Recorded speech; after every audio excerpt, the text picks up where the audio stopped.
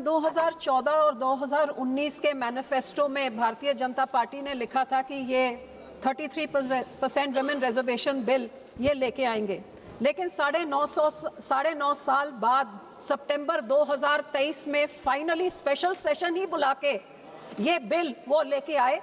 और वो बिल भी जब लेके आए उस टाइम भी मैं आपके द्वारा पूरे देश को बताना चाहूंगी कि ये 33% वुमेन रिजर्वेशन बिल यूनैनिमसली सितंबर 2023 में पास हो गया। जिस तरीके से ये बिल लेके आए थे कि वो सेंसस होगा, डिलिमिटेशन होगी और तब जाके 33% रिजर्वेशन मिलेगा, उस टाइम भी सारे विरोधियों ने कहा था कि आप ये 2024 से 6 महीने पहले आप लेके आ रहे हैं, आप जैसे हैं आप ऐसे पार्लियामेंट में ही भी आप 33% आप रिजर्वेशन आज ऐलान करिए और अगले जनरल इलेक्शन में करिए। लेकिन इस सरकार ने ही कहा कि सेंसस और डिलिमिटेशन के बिना नहीं हो सकता। ये 2023 के बाद आज 3 साल हो गए, ना तो इन्होंने सेंसस शुरू किया 21 में, ना शुरू किया 23 में, और अब 26 में आके अब ये ही नया बिल लेके अमेंडमेंट लेके आ रहे कि अब सेंसस की जरूरत नहीं है। जब 23 में बोलते थे, हम लोग बोलते थे कि जरूरत नहीं है, आप ऐसे लागू करते, इन्होंने कहा कि उसकी जरूरत है। आज यही बुलडोज करके कह रहे हैं कि अब नहीं जरूरत है। तो गोल पोस्ट कौन चेंज कर रहा है, नियत किसकी क्या है, ये देश देख रहा है। ये आज इस टाइम इस करके लाया गया है। अभी 2 महीने का बजट सेशन चला है, उस 2 महीने में कुछ नहीं लेके आए। बजट सेशन खत्म होने के बाद 10 दिन बाद एक 3 दिन का सेशन, क्यों? क्योंकि 2 राज्यों, बड़े राज्यों में इलेक्शन जहां कुछ ही दिनों में होने वाला है, वो उसमें मसरूफ हैं। तो क्या ये डिलिमिटेशन वुमेन रिजर्वेशन के आड़ में ये लेके आएंगे, या फिर ये कि इनके बड़े एमपीज बहुत बड़ी पार्टियों के नहीं होंगे तो हम ये भी पास कर देंगे। सो मेरे कहने का भाव ये है कि नियत जो आपकी है उसको देश की जनता देख रही है। मैं फिर भी यहाँ पे, क्योंकि रिजर्वेशन बिल जिस तरीके में भी आए हम उसको सपोर्ट करते हैं। मैं इस चीज का शुक्राना करती हूँ कि कल गृह मंत्री जी ने जो सारे पार्टियों में था कि प्रपोर्शन वही रहना चाहिए, उन्होंने कहा कि प्रपोर्शन वही रहेगा। लेकिन वर्बल एश्योरेंस का क्या फायदा है, क्योंकि अदालत में no verbal assurance tax, only written assurance. Nowhere in any of the bills does it say that the proportion will remain the same. ये 50% जो इन्होंने इंक्रीज किया है, ये कहां से फिगर आया, किससे सलाह मशवरा किया, किससे कंसल्टेशन हुई, और 50% क्यों बढ़ाया जा रहा है?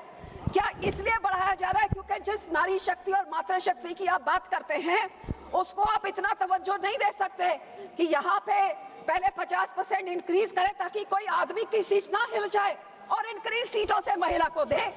तो मैं तो यही कहती हूँ कि 180 देनी है 545 में से, तो हम ऑलरेडी 74 लेडीज तो है, 100 आदमियों की बात है, अब जैसे है वैसे करिए। 100 आदमी, हम 80 साल रुक सकते हैं रिजर्वेशन के लिए, या क्या चंद साल सेंसस के लिए और डिलिमिटेशन के लिए बंदे नहीं रुक सकते? सो मैं यही आपसे आग्रह करूंगी कि उन्होंने आश्वासन दिया, लेकिन आश्वासन तो हम पंजाबियों को मिला था 86 में कि चंडीगढ़ मिल जाएगा। आश्वासन हमें ये मिला था नोटिफिकेशन कि हमारे बंदी से क्रिया किए जाएंगे। आश्वासन हमें यह भी मिला था कि डीएम रंधावा का जो कत्ल किया है आम आदमी के मंत्री ने, वो सीबीआई को दिया जाएगा। सो वर्बल एश्योरेंस का तो कोई फायदा नहीं, उसको आपने जो लिखा है उसको आप कानूनी बिल में डालिए, क्योंकि बिल ये कहता है, कॉन्स्टिट्यूशन ये कहती है कि जब सेंसस होएगा उसके बाद ही डिलिमिटेशन होएगा। आप ये लेके आना चाहते हैं कि ना तो सेंसस हम बताएंगे कौन सा हो रहा है और डिलिमिटेशन किस हिसाब से होगा ना वो हम बताएंगे।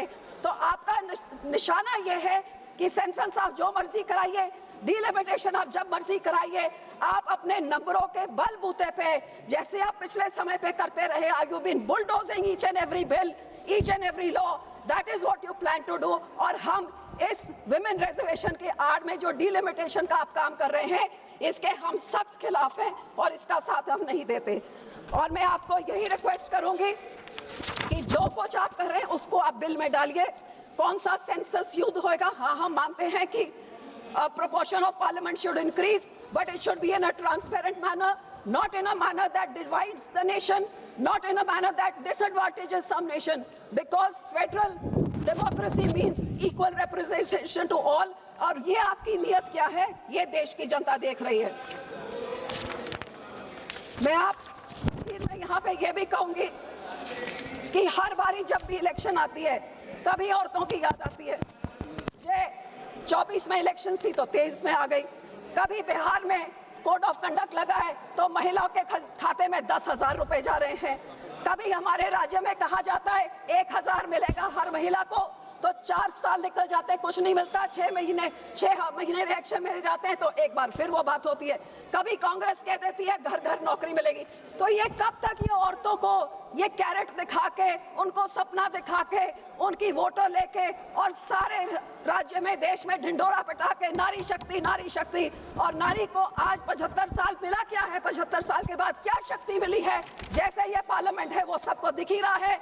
और अगली पार्लियामेंट कैसी होगी, ये बिल आपका पास होता नहीं होता, किसके साथ क्या समझौता किया है, वो तो चंद घंटों में सबके सामने आ जाएगा।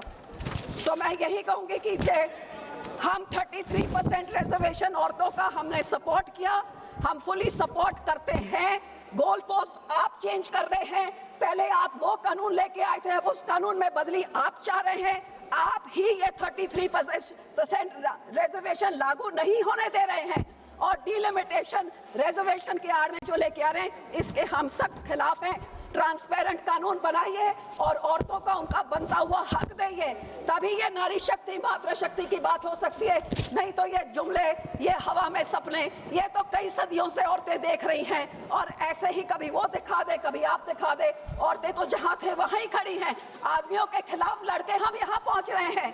हमें शक्ति की जरूरत नहीं थी, रिजर्वेशन के बिना हम लोग यहाँ पहुंच गए, और जो हमें मौका दें तो आगे भी पहुंच जाएंगे। आपको बढ़ाने की जरूरत नहीं, आप 545 में ही हमको 33% रिजर्वेशन दे दीजिए, हम आपको यहाँ पे 33% हम आके आपको दिखाएंगे, जो आप हमको सीटें और टिकट आप हमको देंगे। बहुत बहुत धन्यवाद।